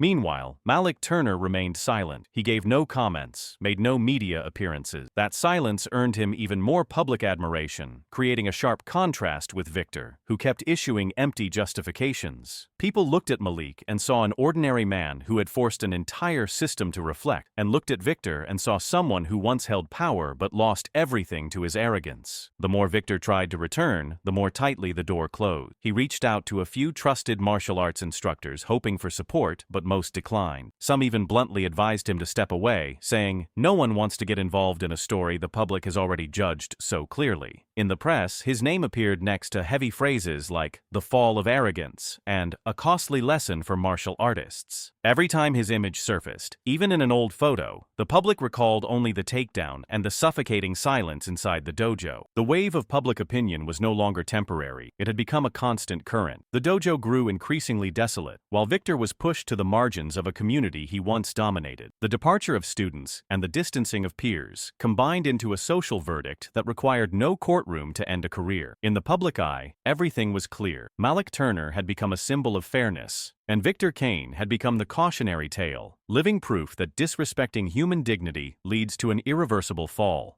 Amid a public frenzy, with Malik Turner's name dominating headlines, forums, and social media, the man at the center of the storm chose to speak up in a way no one expected. No flashy press conference, no spotlighted TV appearance. Malik simply picked a local newspaper, the same one that once wrote about him when no one knew his name. The interview took place in a small coffee shop, just after the rain had stopped. Malik sat in a corner, eyes calm, fingers interlaced as if trying to hold down something boiling inside. When the journalist asked how he felt about the match that had set the community ablaze, Malik only shook his head slightly, eyes staring off like reliving a memory still fresh. He spoke slowly, each word dropping like stone. "I never wanted to fight. I was forced." It wasn't the voice of someone regretful or proud. It was the voice of someone who had just gone through something immense, something he hadn't yet named. The words didn't land as an excuse, but as a plain truth, unembellished. There was a quiet fatigue in his eyes, as if the world had cast him into a role he never asked to play. The journalist paused, then asked if he felt proud to be seen as the man who took down a famous martial arts master. Malik looked up, eyes steady on the recorder. If someone uses humiliation to dominate others, they've forgotten that martial arts begin with respect. "I only did what I had to do to protect my dignity. Titles and fame aren't what I'm after." The answer was plain spoken. No flair, no spin. But that simplicity cut sharper than any dramatic gesture, slicing through the showmanship people had grown used to in modern martial arts. The interview, published the next morning, sparked an unexpected wave of reaction. The headline quoting Malik, "I never wanted to fight, I was forced," spread rapidly across social platforms. Many who had doubted him fell silent. His voice carried no self-glorification, no hatred, only the endurance of someone pushed to his limit. Readers didn't just see a man who had won a match. They saw someone who held on to his humanity in the face of insult and bias. News outlets, big and small, reposted the article, often pairing it with a photo of Malik bowing after the fight, an act many had overlooked, now turned into a symbol. Edited versions of the image appeared everywhere, overlaid with the words, "Respect for others is the foundation of martial arts."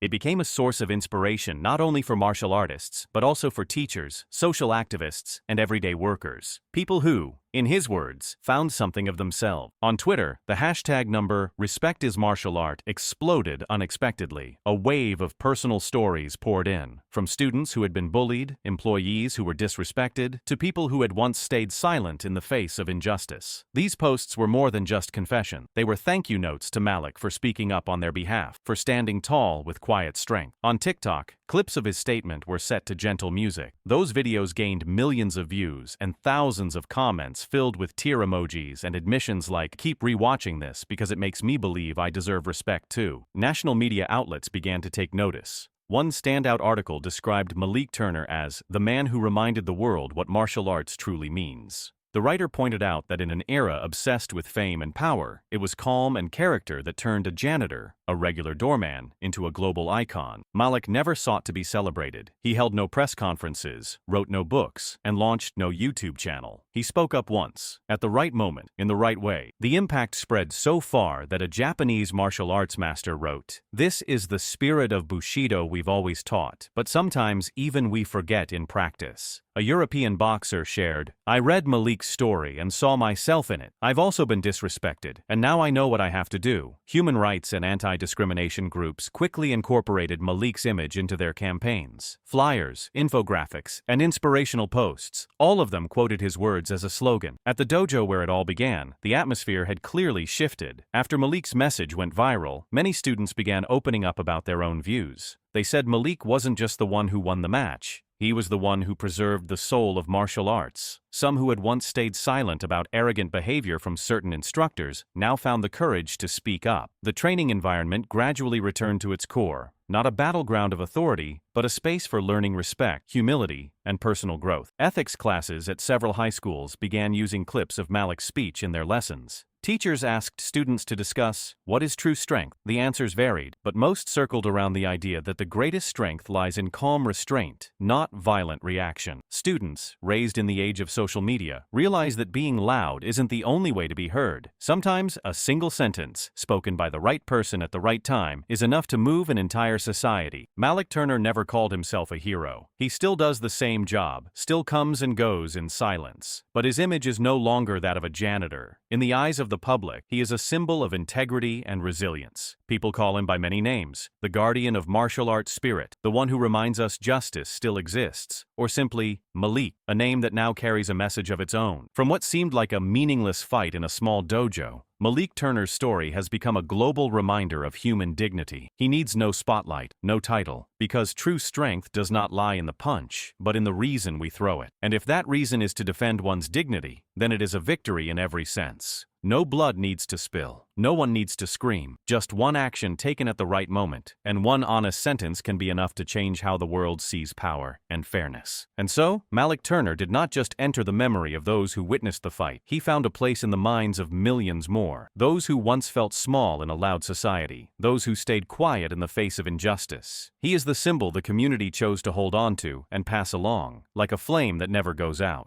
After days of public uproar, the dojo, the place that had witnessed the explosive moment sparking a nationwide controversy, was gradually forced to confront itself. No longer a space for flaunting achievements or competing over who was better, the dojo became a place for reflection. During training sessions, instead of focusing solely on movement, breathing, or attack and defense techniques, students whispered among themselves about what had just happened. A young student, only 17 years old, spoke up during a break. Martial arts isn't for humiliating others. That seemingly simple sentence struck a chord. Many heads nodded, having seen firsthand how martial principles could be twisted into tools for feeding arrogance. Small conversations spread through the room, between the tapping of staffs, the breathing of those in practice, and the silences when no one quite knew what else to say. Students began reminding one another that Victor Kane's fall wasn't just a personal defeat, but a collective lesson, a reminder of how misused strength can backfire. From that, they understood that no matter how sharp the technique, it becomes meaningless without a foundation of respect. The atmosphere at the dojo began to shift. In the past, during breaks between intense drill, many students would tease each other as a way to blow off steam. Jokes with a mocking edge were common, as long as they didn't go too far. But now, after everything that had unfolded, those jokes were being reconsidered. A few students who had once taken part in that kind of humor quietly apologized to others. No big gestures, no justification. They simply felt ashamed. The eyes that used to glance indifferently at the janitor silently mopping the floor now carried a hint of caution, a pause, and a newly learned respect. They realized that sometimes, everyday indifference is the very soil in which bigger wrongs take root. Every session began more slowly, not because anyone was late, but because people took time to really see one another. When stepping onto the mat, they bowed not out of habit, but with genuine reverence. Post-training discussions grew livelier, not around new techniques or match strategies, but around a simple, difficult question: how do we keep martial arts from losing its way? That quiet shift helped the dojo, once clouded by shame and tension, begin to regain a kind of necessary stillness. Not the silence of denial, but a space where everyone could reflect. Within that context, a proposal was brought up during an internal council meeting. Invite Malik Turner to return, not as a witness or a winner, but as someone who had once been ignored, once been dismissed, and now carried a message more powerful than any strike. At first, the idea made many uneasy. They feared his presence would reopen unhealed wounds, might confuse the students, or reignite public scrutiny. But then, once they set aside all hesitation, it became clear that no one was better suited than Malik to remind them of humility and dignity. He wasn't an outsider. He had been here every day, quietly doing a nameless job, and now he was the only one who could help bring the dojo back on course. The invitation was sent directly, without a middleman, without embellishment, just a sincere request. Come back, not to demonstrate technique, but to share what no curriculum could ever teach. Malik accepted. No questions asked, no conditions set. Only a day was agreed upon. On the day Malik Turner returned, the sky was gray and a light drizzle fell, as if even nature wanted to lower its voice and listen. The dojo wasn't filled with its usual noise. There was no welcoming applause, no loud greetings, just quiet anticipation. The students stood in line. No one told them to. They just did. Malik entered without a GI, just a plain shirt, his steps steady, his eyes the same as ever, calm, unflinching, humble. Standing at the center of the mat, where the echoes of past clashes still lingered, he began with what sounded like a simple sentence. True strength isn't in the punch or the kick, but in how we treat one another. The room seemed to pause. Young students looked at him as if, for the first time, they truly saw the person they had only glanced at before. Malik didn't speak at length. He briefly mentioned the past, not to expose or blame, but to show that even after being looked down on, he never lost faith in martial arts. He had walked away from the ring because of injustice, but never from its philosophy. He said, "Everyone in this room can become a skilled fighter, but first, you have to be someone who knows how to show respect." His words carried no forceful tone, yet echoed like a bell within each listener. The session ended without anyone speaking up right away. Malik bowed, and as he left, many students remained standing, their thoughts unsettled. They realized that the match, which had shaken public perception of the dojo, had also changed something deeper, within themselves. And from that moment on, the dojo entered a new chapter, one where technique was no longer everything, but where awareness and clarity would preserve the core values of martial arts. A few days later, the leadership made a concrete decision. They printed a large banner and hung it above the training mat, where no one could enter without seeing it. The words were bold, in contrasting black and white. Respect first always. No further explanation was given. None was needed. The message said enough. It was no longer just a slogan, but a declaration of principle. Each time a student lifted their head, those words became an unignorable reminder. The presence of the slogan brought a clear shift in atmosphere. Training sessions had less meaningless joking and more focus. The bows before sparring were no longer just formalities, but expressions of genuine respect for the person across the mat. Students who had once casually patted shoulders and made playful jabs now became more careful with their words. Conversations during breaks were no longer idle chatter, but turned toward techniques, experiences, and even personal stories of times they had disrespected others and what they had learned from those mistakes. The instructors,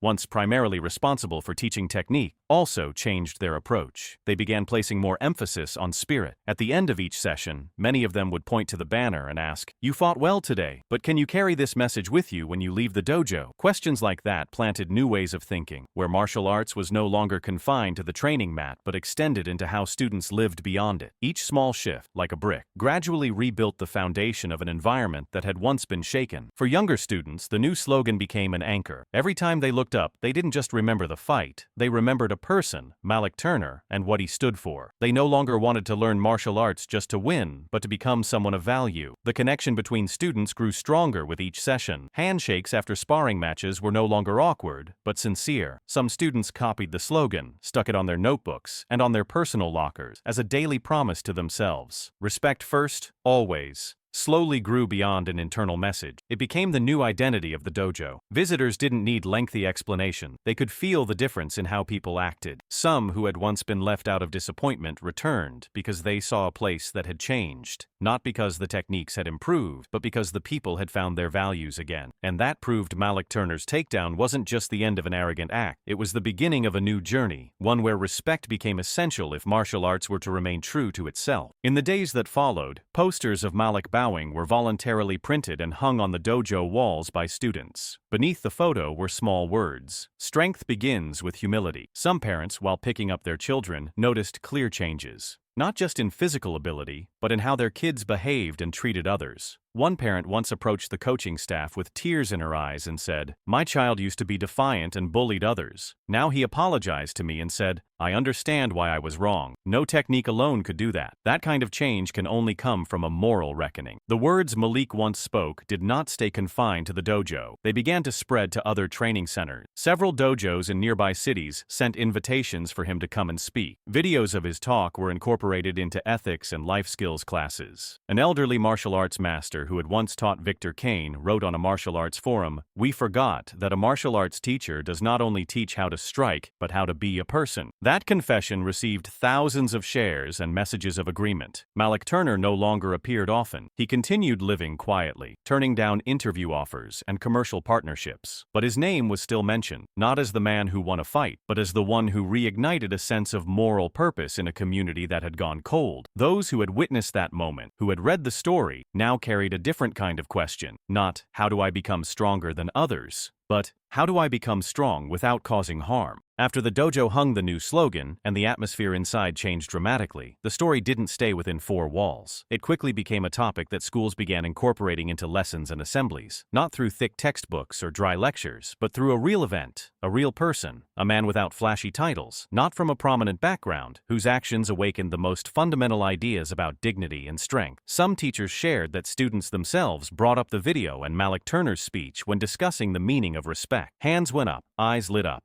and the story felt closer than ever, because it didn't come from books, but from real life. Some schools organized full extracurricular discussions, using images from the event to ask students, what are martial arts or true strength really for? These conversations weren't forced into formats. They opened into forums where young people could speak honestly and think freely. And surprisingly, it was the students who gave the most thoughtful reflections on justice, respect, and how society needs people like Malik to keep balance in the face of noise and injustice. Some schools even integrated the message, respect first, always, into their life skills training, turning it into a collective motto. In schoolyards, along hallway walls, even in classrooms, the words appeared as reminders, not mandatory, but deeply meaningful. Some students wrote it in the corner of their notebooks, while groups of friends used it as a theme for their short plays. From what seemed like a simple phrase, it became a foundation for teaching character. Malik's story continued to spread through analysis articles, through parents retelling it to their children, and through edited video clips made into inspirational content. On TikTok, the hashtag #WrongTarget paired with #RespectFirst became a new trend, showing up not just on martial arts accounts but also on students' personal pages and even in working-class community groups. The image of Malik bowing after the match and his quote about respect were used as backdrops for countless creative videos. Some overlaid it with emotional music, others used transition effects to show the journey from janitor to symbol. Everyone had their own way of expressing it, but they all carried the same message. True strength comes from dignity, not from titles. On Twitter, the hashtag #SpeechlessDojo- originally tied to the moment of silence inside the dojo, was now infused with a positive message. Users turned it into a symbol of the moment, and people are forced to pause and reflect when confronted with the truth. Posts using this hashtag didn't just talk about the fight, but branched out into broader social issues. Respect for manual labor, fighting racial discrimination, and preserving dignity in every environment. A high school teacher wrote, "We teach students that everyone has value, but it wasn't until a janitor stood up like that that the message truly sank in." Reflections like this not only recognized the importance of the act, but also revealed a society hungry for role models who don't come from fame, but from truth. National television also joined the conversation. A short documentary titled "Lesson from the Dojo" aired during prime time and attracted millions of viewers. The program didn't just recount the event, it dug deep into the emotions of those involved. They interviewed students, parents, and even psychologists, emphasizing that the incident touched on fundamental values society desperately needed to revisit. Malik Turner wasn't portrayed as a hero, but as an ordinary person who upheld his dignity in a difficult moment. That approach made the story feel personal, something anyone could relate to and learn from. Some people cried the first time they watched it, not because Malik did something grand, but because he did something everyone should do, though few have the courage. From social media to schools, from newspapers to family conversations, the name Malik Turner began appearing more and more. Hashtags spread across the country, accompanied by small personal stories. A factory worker shared that he had once been looked down on while working part-time, but after watching the clip, he found comfort. A high school girl wrote that she learned how to stand up for her friends when they were teased. A single mother said she had cried from being disrespected at work, but when she saw Malik standing tall, she knew she too deserved respect. These stories resonated, creating a wave of impact stronger than scattered online commentary. The dojo incident had now become a national phenomenon. It no longer just pointed out one man's mistake, it affirmed the power of dignity dignity and resolve. The fact that a janitor calmly brought down a black belt martial artist and then sent out a message of respect became a source of nationwide inspiration. Hashtags continued to trend, schools treated it as a lesson, communities saw it as a symbol, and the country came together in agreement that justice doesn't always need a courtroom. Sometimes it begins with the strength of an ordinary person. As the dojo story remained a hot topic, some national TV programs began inviting Malik Turner to speak in person. At first, he was hesitant, having never wanted to be the center of attention. But under the gentle pressure of producers and a public eager to hear directly from him, Malik agreed to appear on a talk show with a large young audience. The studio was packed, the lighting soft and focused, and Malik sat in the center of the stage in simple clothes, his face calm but his eyes alert. The host opened with a question. "Do you think that moment changed the country?" Malik smiled slightly and replied that he had never imagined the event would go this far. Everything he did was simply standing up when he had been pushed to the edge. The story Malik told didn't focus on describing the takedown or breaking down technique, but on what it felt like to be the target of mockery. He said that in the moment he was being pointed at and insulted, he felt the weight of the silence he had carried his whole life. When he stepped into the circle, he wasn't thinking about winning or losing. He was thinking that if he bowed his head one more time, everything believed about dignity would disappear. His words silenced the entire studio, not because they boasted of victory, but because they exposed the raw truth of someone who had been put in the lowest place too many times. The host brought up the quote, "Respect is the foundation of martial arts," and asked why Malik chose that moment to say it. He answered that silence can allow injustice to grow, but once a voice is raised, it spreads faster than any punch. He emphasized that strength is not for domination, for protection. His simple words echoed in the solemn room, leaving a strong impression not only on the studio audience, but also on the millions watching from home. When the talk show aired, social media exploded once again. Young people shared clips from the show,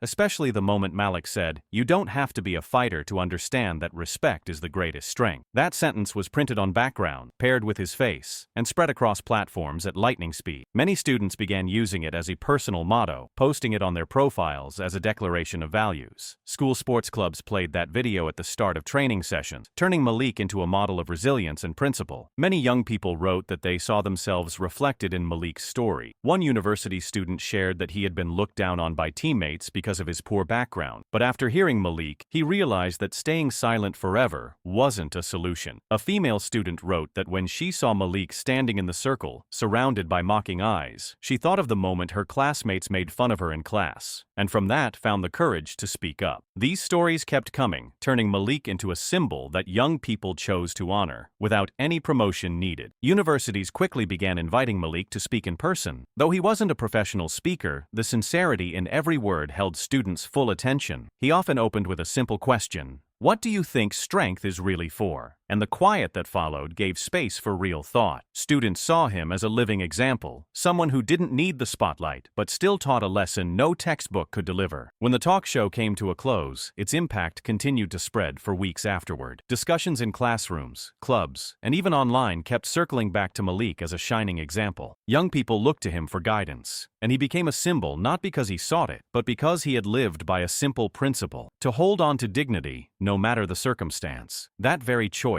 made Malik's image not just a fleeting moment in a viral clip, but part of a shared memory, where the younger generation remembered him as someone who proved that resilience can shift an entire society. One late afternoon, as the last light of day cast a pale golden hue across the narrow streets, Malik Turner was putting away his familiar tools. He stacked each bucket, rolled up the mop, and felt a quiet sense of ease after a long day. The space around him was still, only the soft wind slipping through window panes, when a figure slowly appeared at the doorway. It was Victor Kane. The man who had once carried pride and authority in the dojo now stood still, shoulders slightly hunched, his face so humbled it was hard to recognize. The arrogance in his eyes was gone, along with the presence of a coach once welcomed onto the mat with cheers. Before Malik now stood someone completely changed, worn down by everything that had taken place. Malik looked up, his calm gaze meeting the hesitant one across the room. The two faced each other in tense silence, as if the memory of that loud afternoon in the dojo had suddenly returned. Victor bit his lip, his hands clasped, fingers trembling, then drew a deep breath to force himself to speak. His voice was hoarse, stripped of any former authority. "I was wrong. You deserved more than I ever gave you credit for." The words didn't come easily. They emerged like a difficult confession, carrying both humiliation and regret. Malik stared at him for a long moment. In his eye, there was no anger left, only the composure of someone who had endured far too much. He understood that Victor was now bowing to the truth, something the man had never once accepted before. The room was silent, save for Victor's heavy breathing echoing through the space. Malik quietly set the mop aside, wiped his hands on his shirt, then slowly walked closer. He stopped a few steps away, close enough to bridge the distance, but not so close that it would make the moment feel forced. Victor lowered his head, unable to meet Malik's gaze, as if that look was too heavy to bear. He continued, his voice fading. "I used to think respect came from titles, from standing above others, but you made me realize I was wrong. The way you stayed patient, steady, and stood tall through all the mockery, that's something I never had." The confession felt like a blade tearing through everything Victor had built, but there was no path left for him except to admit it. Malik listened without interrupting. He remembered the moment he was pointed at and coerced, the silent scorn that filled the room when everyone laughed at him. He also remembered the takedown that changed everything, but instead of blame, he simply let out a breath. "I never wanted that to happen," Malik said quietly. "I just wanted to do my job, but you forced me to prove something, and in that moment, I had no other choice." His voice was steady, not accusing, not soft, but like a clear knock on the door of truth, so they could both face it as it was. Victor looked up briefly, his eyes filled with shame. He nodded, his hands clenched, and then loosened, as if confessing to himself. "I lost too much to realize something so simple," he said quietly. "I let pride blind me to everything. You taught me a lesson I'll never forget." The words echoed through the still room, without the noise and shouting of the dojo, yet heavier than any judgment ever passed. Malik didn't respond right away. He just looked at the man before him, recognizing how deeply embarrassment had settled into every movement. He knew Victor must have wrestled with himself for days to summon the courage to show up here. That didn't erase what had happened, but at least it showed the man had changed. Malik nodded slowly, as a sign of acknowledgement. "If you truly understand that," he said, "then teach your students with respect, because that's what keeps them coming back. Martial arts isn't in the punch, it's in how you see people." Victor remained silent, his eyes red. He nodded firmly, this time not to defend himself, but in full agreement. In that moment, two people who had once clashed fiercely in the center of the dojo now stood in a plain room. No spotlight, no applause,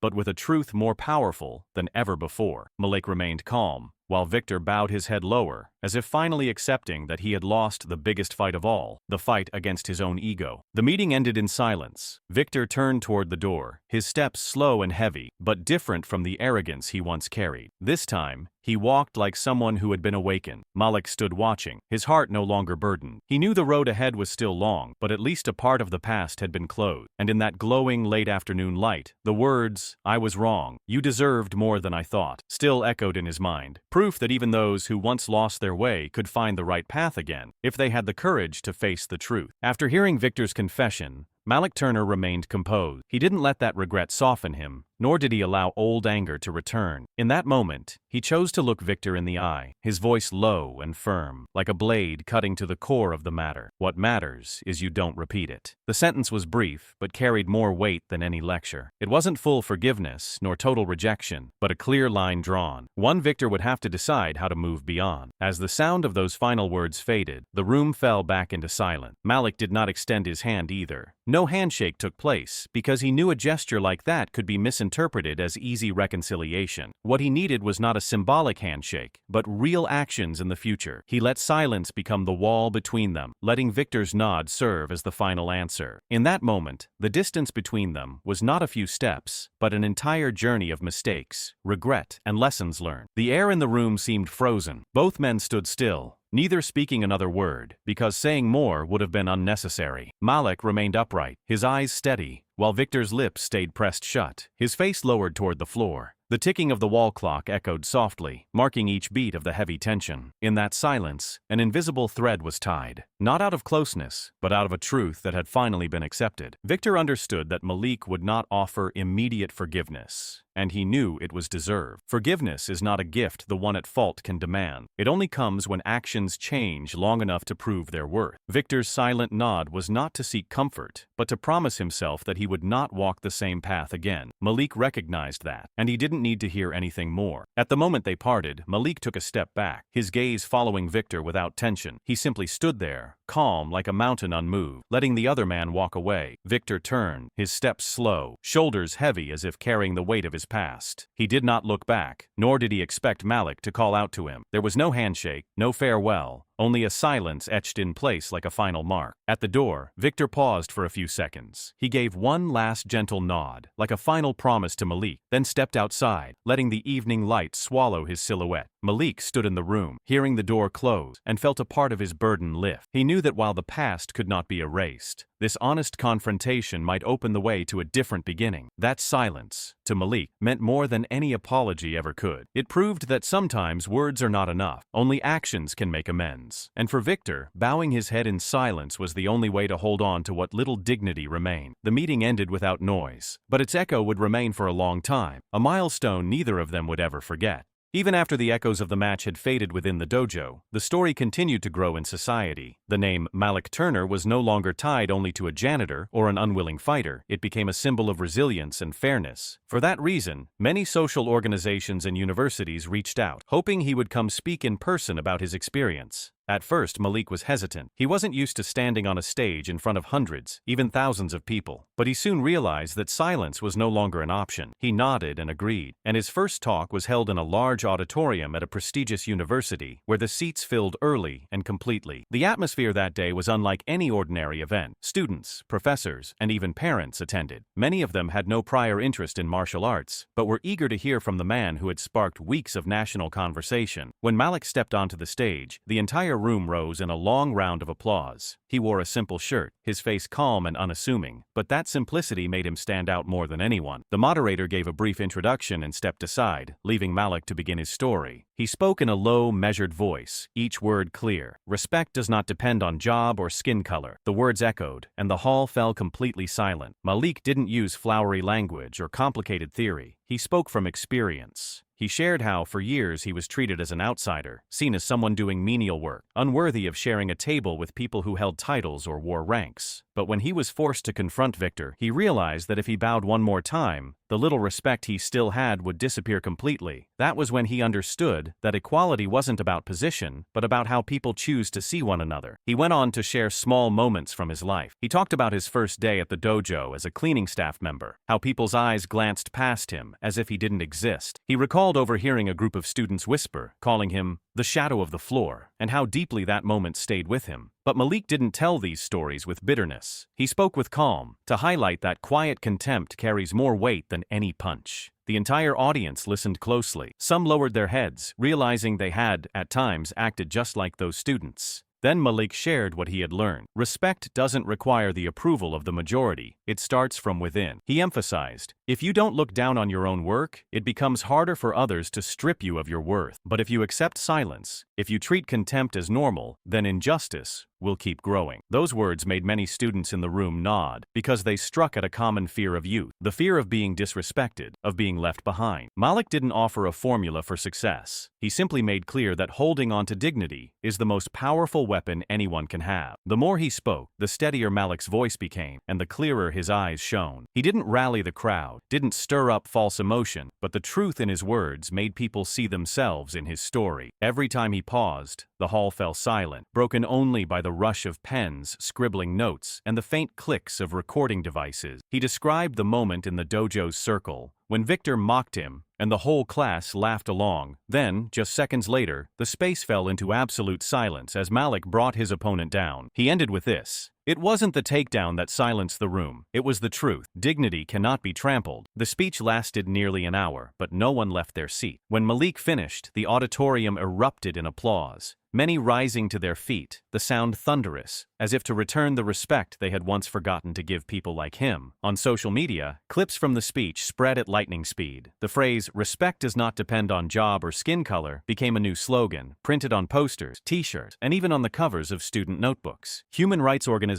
quickly reached out, inviting him to speak at more events. Some smaller schools in suburban areas also wanted Malik to visit, hoping their students would understand that justice isn't distant. It lives in how they treat each other every day. On television, commentators noted that Malik's composure had shifted public perception of equality. No longer abstract slogans, but the real story of an ordinary man who had been pushed, then stood up and proved something lasting. Young people began to see him as a teacher, not for martial arts technique, but for a way of living. Many posted messages saying that from Malik, they learned not to let their job or appearance define their worth. One group of students even formed a club inspired by him, focused on building a culture of respect in schools and hosting discussions on fairness and dignity. Malik himself was surprised to see his face on posters for community events, but he understood it as proof that the message had traveled farther than he ever imagined. It didn't stop there. Malik's speech was translated into multiple languages. Several foreign newspapers reprinted the story, calling him a symbol of justice born from the simplest truths. International news stations replayed the video of him standing on stage, calm voice and bright eye, moving viewers in many countries. From an unknown janitor, Malik had stepped into the light, not through punches, but through words rooted in the truth he had lived. Justice moved beyond the dojo, becoming a current flowing through society. Malik Turner never called himself a hero, but the way he stood up, the way he centered respect as a shared foundation, left listeners with a lasting lesson. And as he walked out of that auditorium, he carried nothing but calm, but the world walked away with something priceless. A renewed belief human dignity is a value that can never be denied, no matter one's job, skin color, or status. When Malik Turner ended his speech with the firm statement, "Respect does not depend on job or skin color," the entire auditorium erupted in thunderous applause. People stood, row by row, like a wave, all united in reverence and emotion. The clapping didn't fade after a few short seconds. It stretched on, like a collective thank you, as if everyone wanted to make up for the years Malik had lived in silence and been overlooked. Some students raised signs with the new slogan written in bold. Others had tears in their eyes, and some placed a hand over their heart, showing deep empathy. The atmosphere no longer felt like a lecture, but like a small historic moment, one where people collectively affirmed that human dignity deserves more protection than any achievement or title. The event was immediately recorded and spread across social media. Short clips of the entire audience rising to applaud were shared non-stop, gaining millions of views within just a few days. People weren't drawn in only by Malik's words, but by the powerful resonance from the crowd, a shared understanding among people of all backgrounds, unified by a single, simple value: respect. Those videos quickly became sources of inspiration, often accompanied by captions like, "This is what living justice looks like," or "Truth echoes louder than any speech." Images of Malik standing calmly on stage, with a sea of clapping people below him, were printed on posters and circulated across platforms. Within just a few weeks, the message crossed national borders. International news outlets began covering the story of a janitor who had once been mocked, who had silenced an entire dojo, and who had since become a symbol of justice. Major newspapers in Europe called it a story for the modern world, while television networks across Asia broadcast the entire speech with subtitles, highlighting the power of its message. In South America, labor rights organizations quoted Malik's words in campaigns defending workers, and in Africa, universities invited him to speak virtually with students. The phrase, "Respect does not depend on job or skin color," became a global slogan, translated into many languages but still carrying the same original strength. Young people everywhere responded passionately. They shared the video, repeated Malik's quote in classroom, small speeches, and even everyday conversation. Many teens saw Malik as a role model in their fight against discrimination in their own lives. At a school in Europe, students organized a special day called Respect First Day, hanging the slogan in hallways as a collective reminder. In the United States, many universities used Malik's quote as the theme for essays on social justice. And in more remote places, where resources were still scarce, people printed flyers with his words, treating them as messages of encouragement for entire communities. It wasn't just young people. Many international organizations officially adopted the message as well. A global human rights forum quoted Malik's words during its opening session, calling it a simple declaration with more emotional weight than lengthy documents. Politicians, scholars, and social activists began including his quote in their speeches as proof of the power of everyday stories. Many emphasized that the fact that a regular worker, once standing in the shadows of society, could ignite a global movement was clear evidence that justice can begin anywhere. Malik Turner became a familiar face in international programs. No one called him the dojo hero, but rather the man who reminded us of the value of dignity. Though he always appeared modestly, refusing unnecessary spotlight, his presence alone was enough to stir belief. Each time he spoke, the personal stories he shared were never exaggerated, but it was that sincerity that made audiences from all cultures feel deeply connected. People looked to Malik and saw that respect was not an abstract idea, but something present in every glance, every daily action. More and more, Malik came to be seen as a cross-border symbol. International panels frequently referred to his story as case study in the spread of human-centered justice. Academics included his name in research papers, analyzing the social impact of a simple message. Young speakers began to imitate his style, concise, direct, but rooted in lived experience. From an overlooked janitor, Malik became living proof that sometimes a heartfelt sentence can surpass every barrier and become a shared language of humanity. The long applause in the auditorium that day was not just the sound that ended a speech. It marked the beginning of a social movement that crossed borders. Malik's message, born in a small room where he simply shared his life story, traveled far and settled in the hearts of millions. And when that wave of applause echoed across continents, people understood that the justice Malik Turner had affirmed had truly moved beyond the dojo and become a collective force for the world.